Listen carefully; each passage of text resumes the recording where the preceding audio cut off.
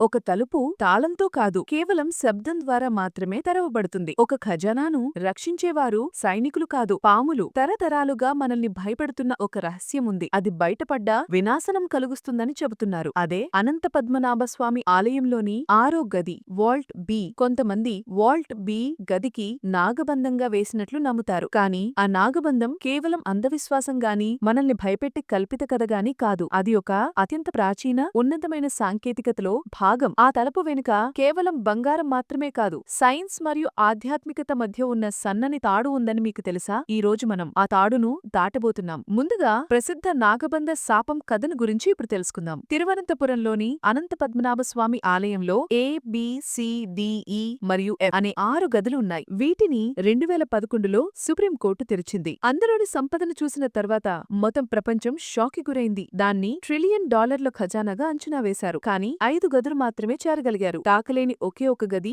Walt B. ఇది సాధారణ తాళం కాకుండా ఇనుప గొలుసులు, బోల్టులతో బిగించబడింది కాదు. ఆ తలుపుపై 2 పాముల చిత్రాలు ఉన్నాయి. అవి ఒక దానితోకటి చిక్కుకుని ఉన్నాయి. స్థానికులు, పండితులు చెబుతుందేంటంటే 18వ శతాబ్దంలోని శక్తివంతమైన సిద్ధయోగులచే ఈ గది నాగబంధంతో మూసివేయబడింది. తెరిచిన 5 గదుల్లోని $1 ట్రిలియన్ ఖజానా ఖాతాల ఆడిట్ ఇంకా కొనసాగుతోంది. చిన్న వివాదాలు జరుగుతున్నాయి. వాల్ట్ బి రహస్యంపై సుప్రీంకోర్టు భక్తుల విశ్వాసాన్ని గౌరవిస్తూ దాన్ని తెరవమని ఎలాంటి ఆదేశం ఇవ్వలేదు. ఇదే నాగబంధం రహస్యం. ఆ రహస్యం ఇప్పటివరకు రహస్యంగానే ఉంది. నాగబంధం కథతో మొదలైన ఈ విషయం సైన్స్, ఆధ్యాత్మికత, చరిత్ర, రాజకీయాలు, కోర్టు కేసులు, కుట్రలు ఇలా ఎన్నో పొరలతో మిళితమయ్యుంది. ఆ ఒకే ఒక గదిలో $1 ట్రిలియన్ సంపద ఉందని మరికొందరు వాదన. దాన్ని బయటకు తీస్తే దేశానికి ఉపయోగపడుతుందని కొందరు చెబుతున్నారు. అది దేవుని ఆస్తి, తాకరాదు అని మరికొందరంటున్నారు. మీరేమనుకుంటున్నారు? నేను దేవుని ఆస్తి అని నమ్ముతున్నాను. కానీ ఈ కథ మొత్తంలో మనం నేర్చుకున్నదేమిటంటే నిజమైన సంపద కేవలం బంగారం, వజ్రాలు మాత్రమే కాదు. మన పూర్వీకులు తరతరాలుగా దాన్ని కాపాడిన విశ్వాసం, అద్భుతమైన జ్ఞానం, నిలబెట్టిన ధర్మం. అదే నిజమైన సంపద. ఈ వారసత్వం ముందు $1 ట్రిలియన్ కూడా తక్కువగా అనిపిస్తాయి. కానీ